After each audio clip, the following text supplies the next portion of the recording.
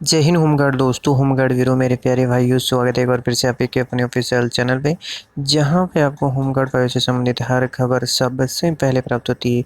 इसलिए होमगार्ड भाइयों, मेरे प्यारे दोस्तों, चैनल को जरूर सब्सक्राइब कर लीजिएगा, बेल आइकन प्रेस कर लीजिएगा। चाहे आप किसी भी राज्य के होमगार्ड भाई क्यों नहीं हो, हम आपके लिए हर बड़ी खबर सबसे पहले लेकर के हाजिर हो जाते हैं। आज दो तीन बड़ी खबरें, दो तीन शासन देश के साथ में मैं हाजिर हो गया हूँ। तो बहुत इम्पोर्टेंट खबर आज मैं बताने वाला हूँ। आप किस राज्य के होमगार्ड भाई कमेंट बॉक्स में बता दीजिएगा, जिससे आपके राज्य की भी मैं नेक्स्ट टाइम पे खबर लेकर के हाजिर होता रहूँगा। तो दोस्तों, नियमितीकरण, स्थायीकरण, वेतन बढ़ोतरी, डीए का और एरियर बहुत दिनों से पेंडिंग चल रहा है, उसको लेकर के भी हम इस वीडियो में खबर जानने वाले हैं। तो आपकी ट्रेनिंग भी अभी बेहतर बनने वाली, सरकार पूरा ध्यान दे रही है। आपकी अलग से ट्रेनिंग होगी, अलग से आपका विभाग होगा, सब कुछ आपका अलग से करने की सरकार सोच रही है। तो अब एक अच्छी बात है कि विचार विमर्श हमारे होमगार्ड भाइयों के लिए कर रही है। तो इसके बारे में हम जानेंगे, आपके राज्य में ऐसा होना चाहिए नहीं होना चाहिए, वो भी मेरे को ज़रूर बता दीजिएगा।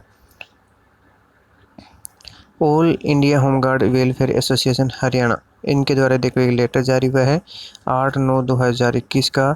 माननीय शांत प्रकाश जाटव जी, राष्ट्रीय प्रशिक्षण प्रभारी, भारतीय जनता पार्टी, नई दिल्ली को लिखा गया है।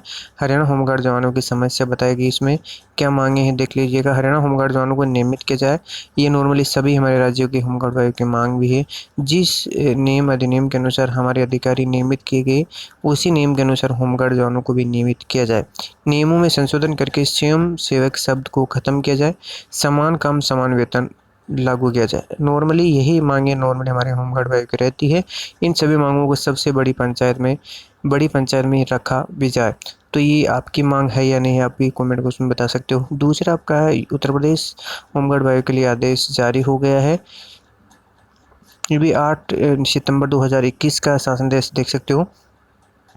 जनपद लखनऊ में होमगार्ड की 6 दिसंबर 2016 से आपका 30 सितंबर 2019 तक कुल 34 माह की ड्यूटी बताए रही को भुगतान के संबंध में निर्देश व सूचना देख सकते हो। जनपद समस्त सक्रिय होमगार्ड 6 दिसंबर 2016 के पश्चात सेवानिवृत्त होमगार्ड को सूचित किया जाता है कि आपका सभी होमगार्ड जिसके द्वारा उपरोक्त 34 माह की अवधि का विभाग के बजट के आधार पर नियोजित ड्यूटी स्थलों में ड्यूटी संपादित की गई और ड्यूटी भत्ता एरियर के भुगतान की कार्रवाई संपन्न कराई जा रही है।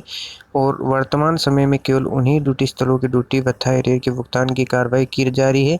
होमगार्ड विभाग के बजट का नियोजित की गई है भुगतान के आधार पर नियोजित किसी भी ड्यूटी स्थल पे ड्यूटी भत्ते एरियर के भुगतान की कार्रवाई अभी तक नहीं की जा रही है। उदाहरण के लिए जेल ड्यूटी, डायल 112 ड्यूटी व अन्य ड्यूटी भुगतान के आधार पर नियोजित होमगार्डों की ड्यूटी भत्ता एरियर के संबंध में मुख्यालय के प्राप्त निर्देशों के क्रम में आपका जो है अलग से कार्रवाई संपादित की जाएगी। और इसी क्रम के अंदर आपको निर्देशित सूचना अवगत कराया गया है कि जिन होमगार्ड द्वारा अन्य विभाग संस्थान में उक्त विभागों में भुगतान के आधार पर ड्यूटी संपादित की गई है, उन ड्यूटी भत्ते एरियर की राशि अभी तक नहीं दी जा रही है। और उक्त अतिरिक्त जिन ड्यूटी स्थलों जो थाना में मस्टरोल सत्यापन की कार्रवाई पूर्ण नहीं हुई है और उनकी ड्यूटी भत्ता एरियर की धनराशि नहीं दी जा रही है, जिसके कारण अलग अलग होमगार्ड ड्यूटी भत्ता एरियर की राशि भिन्नता दिखाई दे रही है।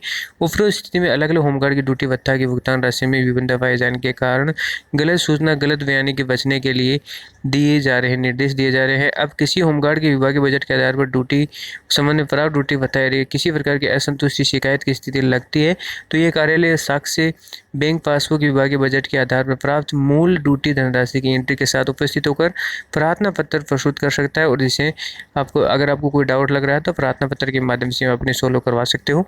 वर्तमान में जनपद लखनऊ में देय भुगता भत्ता एरियर धनराशि आंशिक बजट हुआ है और इसी क्रम में 6 दिसंबर 2016 से लेकर जून 2018 तक ड्यूटी भत्ते की एरियर की भुगतान में कार्रवाई संपन्न की जा रही है। जिन होमगार्ड द्वारा उक्त अवधि के विभागीय बजट आधार पर नियोजित ड्यूटी पॉइंट पर ड्यूटी संपादित की गई है, उन्हीं की ड्यूटी भत्ता प्रदान किया जा रहा है। शेष अवधि का ड्यूटी भत्ता एरियर बजट प्राप्त होने पर आगामी दिवस में किया जाएगा। वर्तमान सक्रिय होमगार्ड के संबंध में सभी सक्रिय होमगार्ड की ड्यूटी भत्ता एरियर की धनराशि उनके स्वयं के खाते में स्थानांतरित की जाएगी। और अर्थात वर्तमान समय में जिन खातों में आपको अपना ड्यूटी भत्ता प्राप्त हो गया है और आपको उसी खाते में आपको एरियर की धनराशि प्रेषित की जा रही है। मर्द होमगार्डों के लिए भी एरियर का भुगतान की कार्रवाई सही रूप से संपन्न कराए जाने के लिए जो मर्द सेवानिवृत्त होमगार्ड भत्ता एरिया के भुगतान की कार्रवाई अभी नहीं की जा रही है और सेवानिवृत्त होमगार्ड विविध खातों ड्यूटी भत्ता एरिया के साथ में कार्रवाई उनकी की जाएगी। और मर्द होमगार्ड के संबंध में यह है कि उक्त अवधि में ड्यूटीरत वर्तमान समय मृतक होमगार्ड ड्यूटी भत्ता एरिया की कार्रवाई मर्द होमगार्ड है उनके वेद नॉमिनी है वो खाते ट्रांसफ़र की जाएगी और उसको पूरा भी वेरिफिकेशन के साथ में किया जाएगा। और सेवानिवृत्त जो होमगार्ड है उनके लिए जो अवधि ड्यूटीरत रहे थे उस पीरियड के लिए उनको अभी धनराशि देय है, परंतु वर्तमान समय में सेवानिवृत्त हो गए हैं उक्त सभी होमगार्ड ड्यूटी भत्ता धनराशि उनकी स्वयं के खातों में की जाएगी, जिससे जब तक वो ड्यूटीरत में थे वह भत्ता प्राप्त कर रहे थे।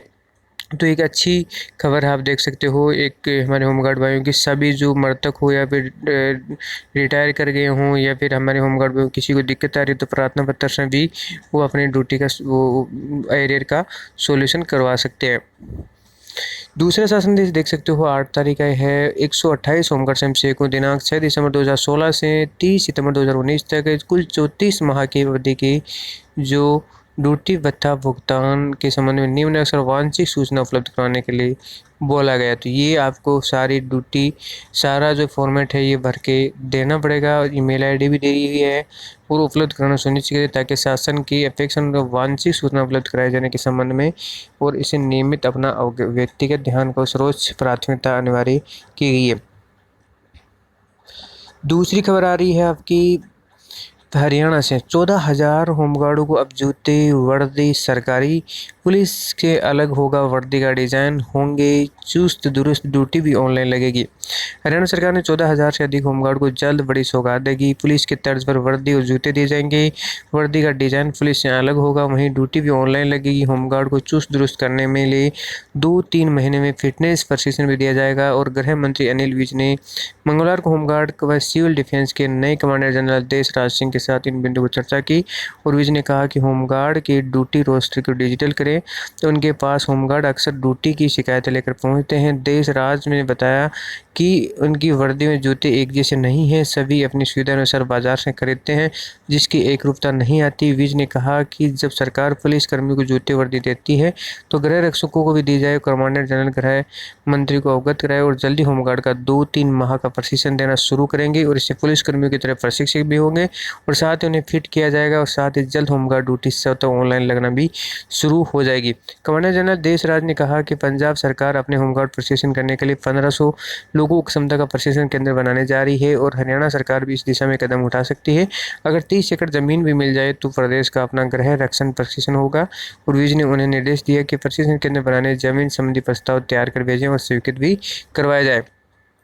तो एक अच्छी खबर आ रही है, आपका होमगार्ड की सूरत और सीरत बदलने की तैयारियां भी चल रही है। होमगार्ड के थाने में खुदकुशी की और एसएचओ लाइन हाजिर हुए।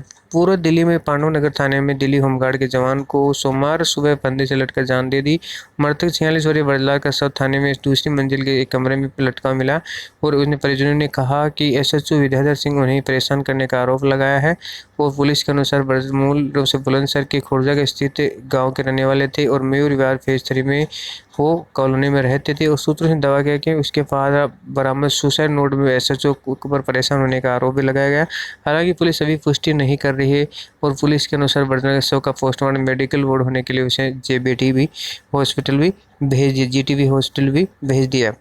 तो ये थी आज की लेटेस्ट अपडेट। आपको अगर किसी भी राज्य की अगर छूट गई है तो आप उसको मेरे को कमेंट बॉक्स में बता सकते हो, किस राज्य के रहने वाले हो, क्या खबर चाहिए आपके हिसाब से, नियमितीकरण, वेतन बढ़ोतरी, पेंशन और पुलिस के समान वेतन आपको मिलना चाहिए तो कमेंट बॉक्स में जरूर बताएगा।